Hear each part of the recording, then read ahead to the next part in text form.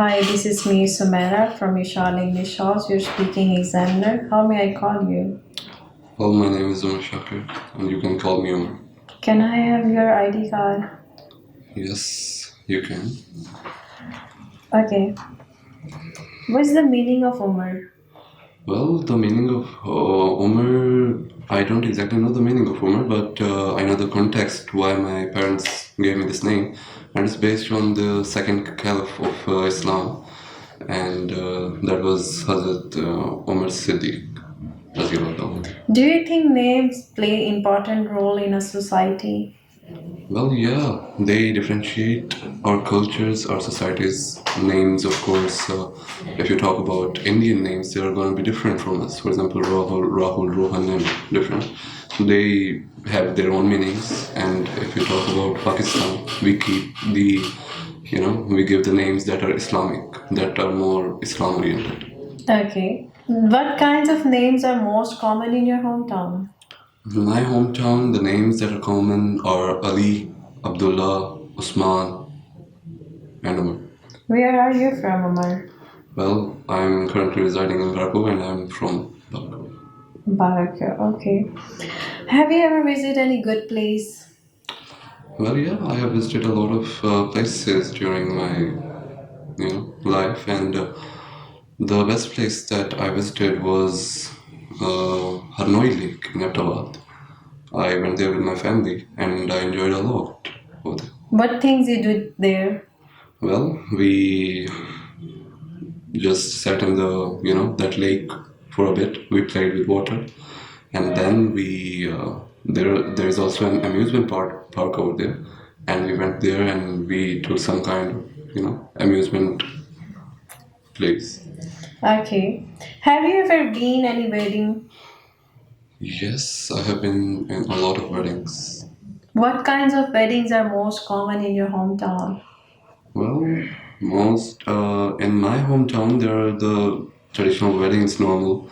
We have three kinds of functions over there. We have the Mehndi, the Barat, and Walima. And Walima is also called reception. And yeah, there are only these kind of three functions over there, and just that. What kinds of dresses people wear in wedding days? Well, in wedding days, the dresses differ basing on the what event is going on at that day. For example, in Mehndi, people wear clothes that are of yellow or orange color or green color, and in Barat, people usually wear white shalwar kameez and with waistcoats or coats. And in Walima or reception, they usually wear three-piece or two-piece suits. What kinds of gifts people bring for the bride and groom? For the bride and groom, people normally bring photo frames and decoration pieces. But the thing that happens the most is that they give money to them in the envelopes. Okay, so we are moving for part 2.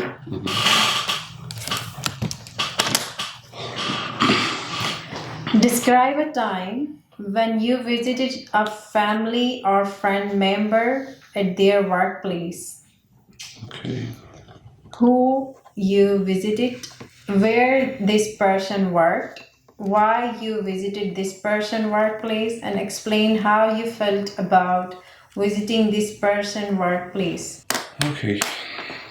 I once visited my cousin's office workplace. He's my cousin, my uncle's daughter. I visited her in Islamabad. She works in G9 Islamabad, GVA BPO. It's a BPO company. And I visited her because I just visited her to meet them because I just wanted to give them something. So I just went there and I just sat there for half an hour and we discussed that what they do over there and what is her job and how she tackles different kinds of questions that are in the jobs. And I met their boss over there also, and yeah, he was a very nice man. And it was a very pleasant kind of visit. I just enjoyed my time over there. It was a quality time. I got to experience, what is the experience of I got the experience of a workplace because I have never been to one. I'm just a student, so yeah, that was pretty helpful for me to get the experience of it. Okay, well, so now we are moving for the part 3. What things makes an office comfortable to work in? Well, I think so. If you talk about the factors of comfortability in office, in any kind of office, if you're working over there, most probably if you're having good friends over there, the people are supportive. The people should be supportive over there, of course. They shouldn't be, having some kind of beef with you that why are you doing good work and why they are not doing good work. And the second thing, the boss over there should be cooperative too. He should also know that he should also know how much workload he has to give. So yes, I think so. These are some factors that there should be a friendly environment over there to feel comfortable. Do you think you need a comfortable environment to a workplace? Well, yes, I do need a comfortable environment to do work in a workplace because if I go to office and there is always workload and pressure and people are not friendly and not cooperative and of course I will not be able to do work over there easily. Of course I will not be learning new things from them. So yeah, uh, to work over there, I think so. They should be cooperative with me so that I can learn new things from them. Do you think we have a separate room in workplace to have fun sometime?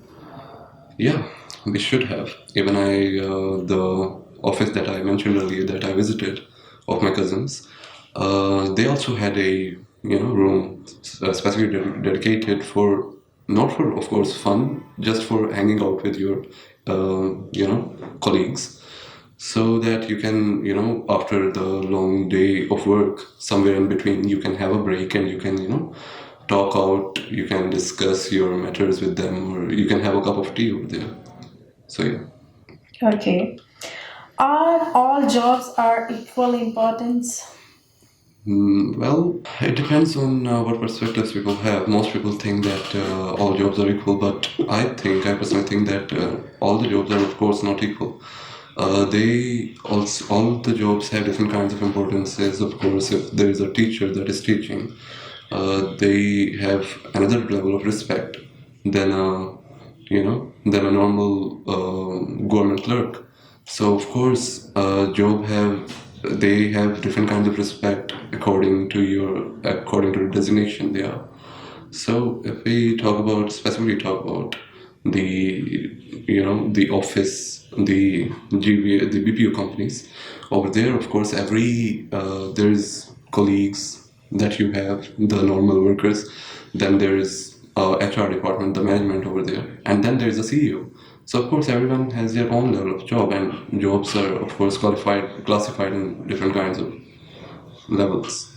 Okay, thank you so much, Umar. Here's your end of speaking part. Can you give me a pen?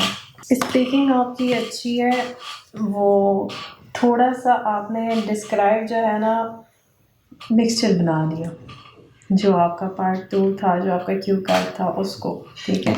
तो वो पहले भी मैंने आपको class में बताया, जो चीज़ पहले बतानी है पहले, मैंने उसके बाद ऊपर से नीचे से ऊपर हो जाता है, वो बीच में नहीं समझ आ रहा था कि बंदा बोल क्या रहा है, ठीक है। रादर देन दिस आप स्पीकिंग में अच्छे, ठीक है। Thank you so much.